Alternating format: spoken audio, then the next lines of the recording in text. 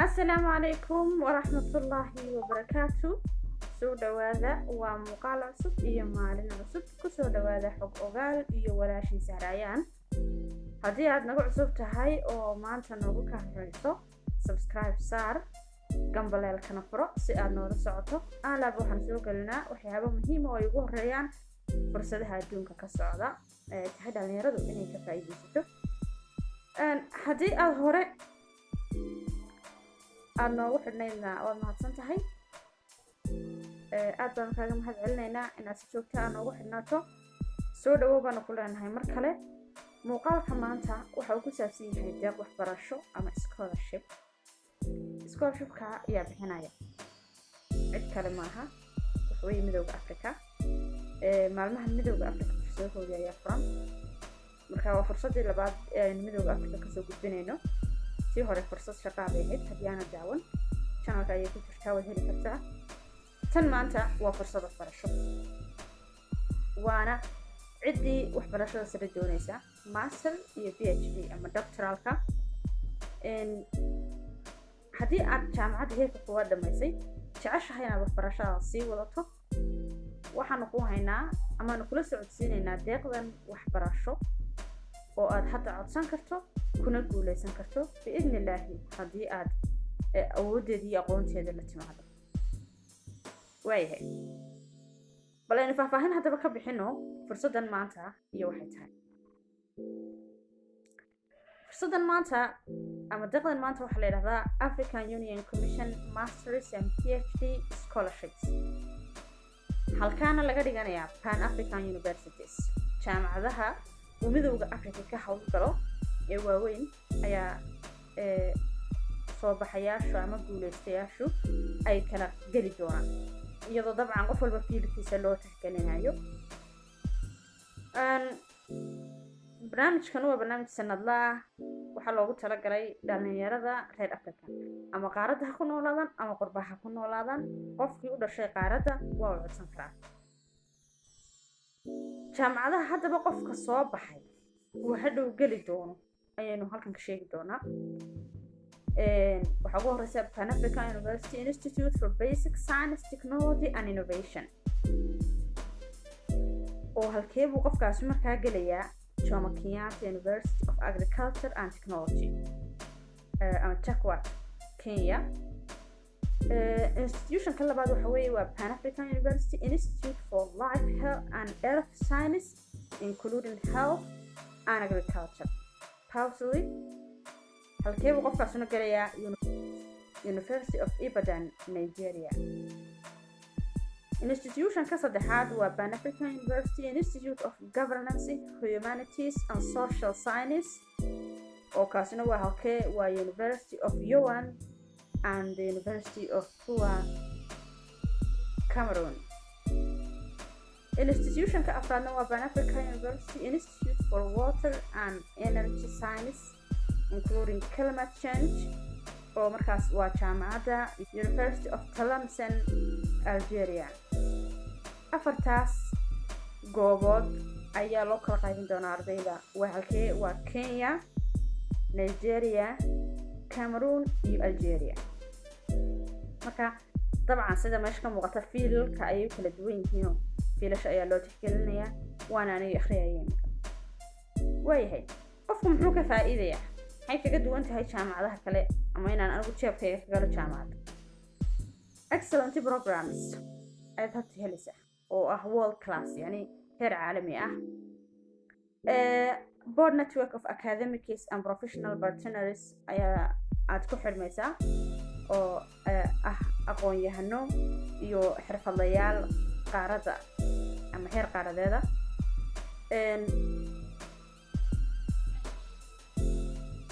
cidda shahaadada bixinaysa waa Pan African University ama jaamacadda midowga Afrika iyo hosteskeeda oo ah afarta aynu kala sheegnay oo ah jaamacado dhamaantood fiican leh mustaqbalka inaad maxay toolay shaqo fiican aad ku hesho ama uu ku noqdo tixraac fiican ayaa aad u rajeynayaa careerska ama fiilasha ay awooda saarayaan waxa weeye industriyada ama aynu idhaahno waaxaha aad u kobcaya ama loo baahan yahay inay dadka soo baxaan laga helo aqoon-yahano. qofku waxa uu la kulmayaa multicultural ama cultures kala duwan, multiculturalist uu la kulmayaa.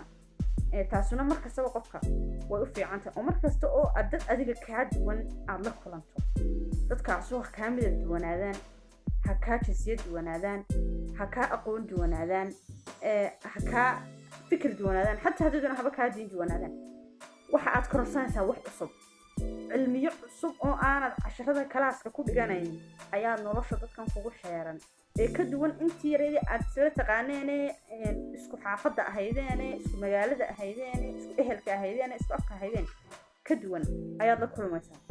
taas baana aqoontaada value ku daraysa. haddaba yaa loo ogol yahay waa laba qaybood, waa master iyo doctoral. balaynu master ku horeyno. masterta waxaa loo ogol yahay 30 jir. hadduu nin yahay qof waa inuu 30 jir aan ka weynaan. mar walba fursadahan aynu soo bandhigno fursadaha dhalinyarada oo dhalinyarada u baahan in la maalgeliyo, dhalinyarada u baahan in la kobciyo. wiil haddii uu codsanayo 30 jir yaanu ka weynaan. gabar hadday codsanayso 35 jir yaanu ka weynaan. qofkaas waa inuu sitaa undergraduate degree ama degreega heerka koowaad ee jaamacadda, wax jaamacadda aqoonsan yahay. qofkaas waa inuu keenaa copy transcriptigiisii iyo shahaadadiisii. kuwii jaamacadda iyo kuwii dugsiga sare labada waa inuu keenaa. baasaboorkii waa inuu keenaa. baasaboor haddaad haysato dabcan walow inaad haysataa muhiima. baasaboorka waa inaad keentaa. baasaboorka waxaad soo sawiraysaa pageka detailskaaga way ku qoran yihiin ama xogtaada shakhsiga ay ku qoran tahay. 2 sawir oo ah passport size ama sawirada kurta ah, CV-gaagii oo aad soo habayso qurux badan, 2 recommendation. marka waxay dhahdeen 2 recommendation waa inay mid ahaan uu macallimiintii wax soo baray jaamacadda u ahaadaa 3 reference waa inay ku lifaaqnaataa oo ah 3 macallin oo heerka jaamacadda wax soo baray, email-adoodii iyo WhatsApp-yadoodii haddii loo baahdo si lagu weydiiyo. aynu qaybta labaad u nimaadno waa doctoralka. marka waa qolada masterka soo dhamaystay baa halkan codsanaysa. haddii uu nin codsanayo waa inaanu 35 ka weynaan. haddii ay gabadh codsanaysana waa inaanu 40 ka weynaan. master degree waa inuu qofkaasi sitaa fiilashii hadda imtixaanay ee faraha badnaa science, technology, health, agriculture, social science aynu saa u akhriyeynay waa inuu kuwa mid ka mid ah ka soo baxay. waa inuu isaguna koobigii shahaadada iyo transcriptigii keenaa. waa inuu baasaboorkii soo sawiraa pageka hore detailska. waa inuu keenaa 2 sawir ee passport size-ka ahaa, CV-gii, recommendation letters waa inuu keenaa ama waraaqihii recommendationka ahaa oo 2 uu ka soo qoray 2 professor oo ah kuwii wax soo baray heerkii masterta ee u dambeeyay. 3 ilaa 4 page oo kooban oo research ah waa inuu keenaa.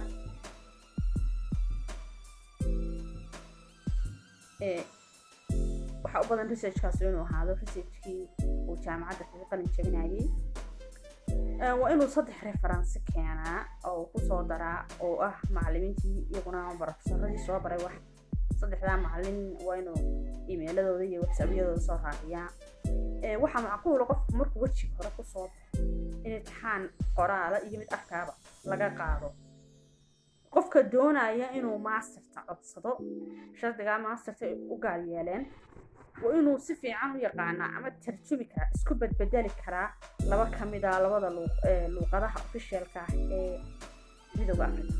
luqadaha officialka ah ee midowga Afrikana waa Carabi, English, French iyo Portuguese. deadline-ka fursadanu ama xilliga xirmaysa waa 10 September sanadkan 2010. intaa ka hadhay fadlan haddii aad rabto inaad ka faa'iidaysato aqoonta bilaashka ah ka faa'iidayso. waa aqoon bilaash oo aan jaamacad heer sare haddaad waqti u hayso ood karayso hadda codso ayaan kugu dhiirigelinayaa. marka xagga hoosan ku reebayaa linkigooda ama descriptionka videoga raacinayaa. meesha yare isha u eeg baad furaysaa insha allahu dabadeetana halkaas ayaad ka galaysaa website-koodii oo iska register garaynaysaa emailkaaga iyo usernamekaaga dabadeetana step by step guul baan u rajaynayaa qof kasta oo daawanaya oo jecel inuu codsado oo isku daya ama isku dayi doona insha allahu aad baad mahadsan tahay inaad daawato